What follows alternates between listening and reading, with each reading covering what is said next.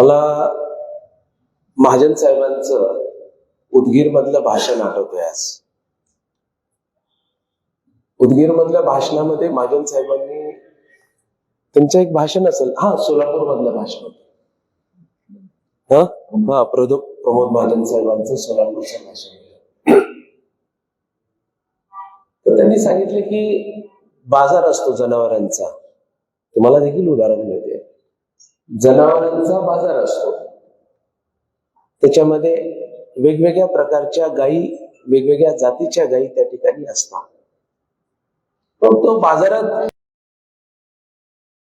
जो शेतकरी जातो तो एक एक गायींना बघत बघत बघत पुढे जात असतो.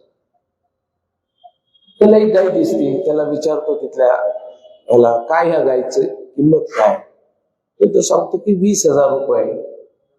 ती जवळपास 2.5 लिटर दूध देते असं सांग.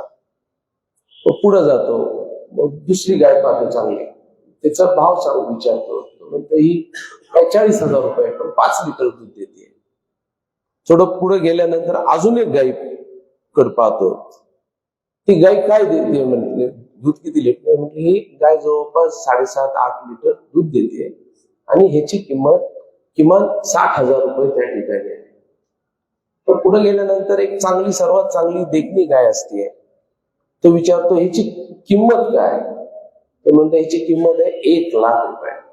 त्याला वाटतं की आता ती 60,000ची गाय जर किमान 7-8 लिटर दूध देते, ही 1 लाखाची गाय किती लिटर दूध देत असेल? किमान एक 10-15 लिटर दूध देईल असं, अशी अपेक्षा. आणि तो विचारतो किती लिटर दूध देते गाय? तर ते म्हणते ही गाय दूध देत नाही.